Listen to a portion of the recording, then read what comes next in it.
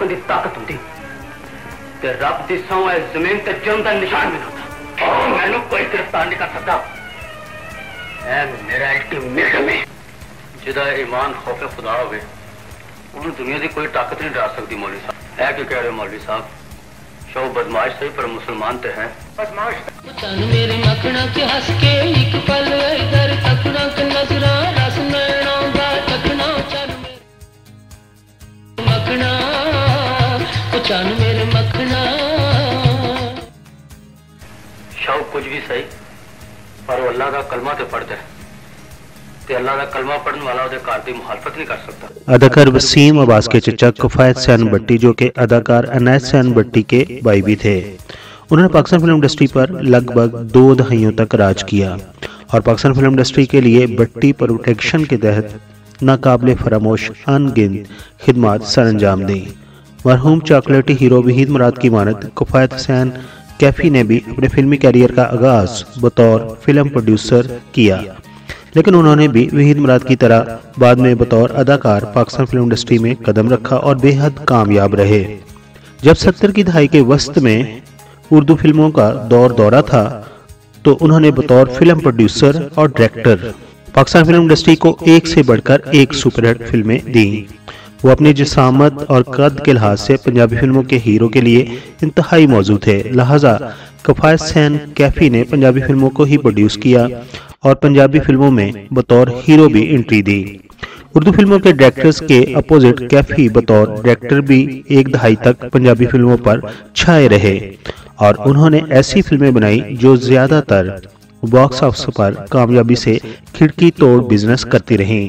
वहीद मुराद की तरह अदाकार कैफी पर भी उस वक्त की कई हीरोइनें मर मिटती थीं और उनसे शादी भी करना चाहती थी, लेकिन अदाकार कैफी ने वक्ती रिलेशनशिप और प्ले बॉय बनकर हराम का तरीका अपनाने की बजाय निकाह को तरजीह दिया और उन्होंने 2 शादियां की।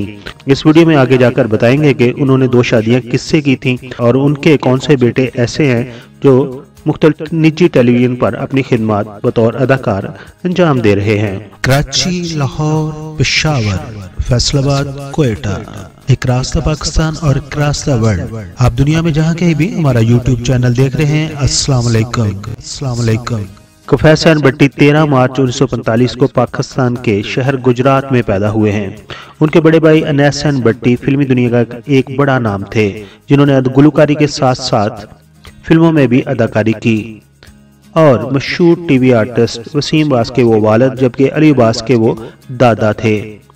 किफायत हुसैन भट्टी ने फिल्म इंडस्ट्री में बतौर डायरेक्टर और फिल्म प्रोड्यूसर कदम रखा और अपने खानदान के फिल्म प्रोडक्शन अदारे भट्टी पिक्चर को संभाला।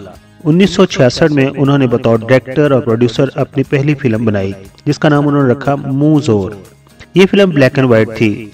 फिल्म में हीरो का रोल कैफी के बड़े भाई अनैस हुसैन भट्टी ने अदा किया था, जबकि हीरोइन का रोल माजी की खूबरू अदाकारा शीरी ने अदा किया था। फिल्म की दूसरी कास्ट में मजर शाह, रंगीला, अदाकारा सलमा मुमताज वगैरह नुमायां थीं। किफायत हुसैन भट्टी की पहली ही फिल्म को बॉक्स ऑफिस पर काबिल जिक्र कामयाबी हासिल हुई। इससे कैफी को फिल्मों में आगे बढ़ने का मजीद हौसला भी मिला और उन्होंने डायरेक्शन और प्रोडक्शन से आगे का सोचा और पंजाबी फिल्मों में बतौर अदाकार भी किस्मत आजमाने का फैसला किया। फिर वक्त ने साबित किया कि उनका फिल्मों में अदाकारी का फैसला सही था और उन्होंने अपने ही अदारे भट्टी पिक्चर्स के तहत एक फिल्म बनाई जिसका नाम रखा सज्जन प्यारा। ये फिल्म कैफी की बतौर अदाकार हीरो पहली फिल्म थी। इस फिल्म में मावन के किरदार में उनके बड़े भाई अनैस हुसैन भट्टी भी नजर आए, जबकि फिल्म सज्जन प्यारा में विलन के तौर पर सावन और मजर शाह को कास्ट किया गया और साथ ही साथ असद बुखारी भी उसमें एज ए विलन नजर आए। मज़ाहिया किरदारों के लिए इस फिल्म के लिए मुनव्वर ज़रीफ की खिदमत हासिल की गई। फिल्म सज्जन प्यारा में कैफी ने अपनी हीरोइन के किरदार के लिए एक दफा फिर सलोनी को चुना, जबकि उन्होंने अपने बड़े भाई के लिए हीरोइन का किरदार रानी बेगम से करवाया। फिल्म अपने नाम की तरह अनमोल साबित हुई और उस वक्त के फिल्म साजों को पंजाबी फिल्मों की तरफ सरमायाकारी करने के लिए सोचने पर मजबूर कर गई। इस फिल्म से भट्टी पिक्चर्स के प्रोडक्शन हाउस के अरूज का जमाना शुरू हुआ और फिर भट्टी पिक्चर्स प्रोडक्शन अदारा ने तकरीबन पाकिस्तान इंडस्ट्री पर 2 दहाइयों तक राज किया। क्योंकि फिल्म सज्जन प्यारा ने लाहौर सर्किट में गोल्डन जबकि कराची सर्किट में सिल्वर जुबली मनाई थी। दोस्तों सन 1969 में भट्टी पिक्चर्स ने एक और फिल्म बनाई जिसका नाम रखा गया जिंद जान। इस फिल्म में ऑलमोस्ट फिल्म सज्जन प्यारा की ही तमाम फनकारों को कास्ट किया गया था। फिल्म जिंद जान ने कराची सर्किट में सिल्वर जबकि लाहौर सर्किट में प्लाटिनम जुबली मनाई और तकरीबन 1.5 साल तक सिनेमा की जीनत बनी रही।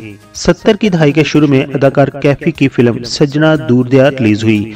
ये फिल्म अपनी बेहतरीन कहानी और नगमों से सजी हुई थी। फिल्म सज्जन दूरदयार को 1970 में बरोज ईद उल फितर रिलीज किया गया था। ये फिल्म बड़ी कास्ट पर मुश्तमिल थी, स्पेशली उस वक्त की मकबूल 3 हीरोइन को इकट्ठा इस फिल्म में कास्ट किया गया था, जिनमें दीबा, सुबैया खानम और फरदौस बेगम वगैरह शामिल थीं। इस फिल्म में कैफी ने खुद हीरो आने की बजाय एजाज दरानी को अदाकारा फरदौस के साथ कास्ट किया था, क्योंकि उन दोनों की जोड़ी फिल्म हीर रांझा की वजह से पहले ही मकबूल हो चुकी थी। कैफी की फिल्म सज्जन प्यारा ने भी बॉक्स ऑफिस पर गोल्डन जुबली मनाई।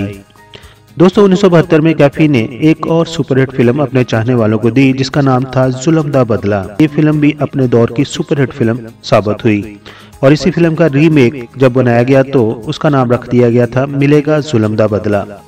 दोस्तों अगर बात करें कैफी की दूसरी मकबूल और मशहूर फिल्मों की तो उनके नाम कुछ इस तरह हैं: जग्गा, अल्टीमेटम, मिलेगा जुल्म दा बदला, Maula Jatt in London, मुजोर, challenge, जिंद जान, जग्गा, राजू रॉकेट और फिल्म पीका वगैरह शामिल हैं।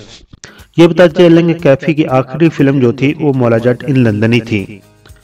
ये उनकी अपनी प्रोडक्शन के तहत तो नहीं बनी थी, अलबत्ता इसमें कैफी को एक दफा फिर लिया गया था। 80 की दहाई के आखिर पर कैफी ने फिल्मों से मुकम्मल तौर पर किनारा कशी कर ली थी। दोस्तों अब बात करते हैं कैफी की इस दौरान जिंदगी की। कैफी के लिए गुलकारा नूरजहां ने अपनी बेटी का रिश्ता भी देने के लिए हाँ कर दी थी, लेकिन कैफी के बड़े भाई अनैसन भट्टी ने उस रिश्ता को करने से इनकार कर दिया था। कैफी ने अपनी जिंदगी में 2 अदाकाराओं से शादी की और ये दोनों अदाकाराएं उनके साथ बेशुमार फिल्मों में इकट्ठी आई थीं। उनकी पहली शादी अदाकारा गजाला से हुई थी।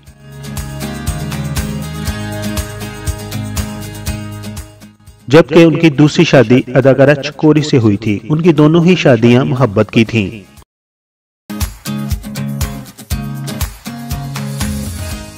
अदाकारा चकोरी ने जब कैफी से शादी की थी वो अपने कैरियर के अरूज पर थीं। जैसा कि बताया कि चकोरी उस वक्त अपने अरूज पर थी जब उसने कैफी से शादी की। कैफी से शादी करने के बाद उसने अपने कैरियर को खुदा हाफिज कह दिया। ये बताते चले कि चकोरी एक सिंधी लड़की थी, लेकिन जब वो पंजाबी बोलती थी तो मुस्तफा कुरैशी की तरह कोई भी नहीं पहचान सकता था कि उसकी मादरी जुबान सिंधी है। मगर चकोरी की शादी कैफी के साथ ज्यादा देर तक न चल सकी और तलाक पर खत्म हो गई। लेकिन अदाकारा चकोरी से ही कैफी के 2 बेटे हैं, जिनमें हसन कैफी और असद कैफी शामिल हैं। आपके बेटे असद कैफी जियो के कई एक प्रोग्राम्स में अदाकारी करते हुए दिखाई देते हैं, जबकि बड़े बेटे हसन कैफी ने चंद एक फिल्मों में भी अदाकारी की है। दोस्तों कैफी 13 मार्च 1944 को पैदा हुए थे और जब उनकी डेथ हुई तो वो दिन भी 13 ही मार्च का था। आखिर पर हम उनके लिए दुआ गो हैं कि अल्लाह ताला उनको जवार रहमत में जगह अता फरमाए, आमीन। दोस्तों अगर आपको ये वीडियो पसंद आई है तो आप भी हमें अपना प्यार दीजिए, अपनी मोहब्बत दीजिए। हमारे इस चैनल को सब्सक्राइब कर दीजिए, हमारे वीडियो को लाइक करना ना भूलिएगा। अगर आप फेसबुक पर देख रहे हैं तो फेसबुक के पेज को लाइक और फॉलो कर दीजिए। अपना बहुत सारा ख्याल रखिए, अपनी फैमिली का बहुत सारा ख्याल रखिए। Thank you so much.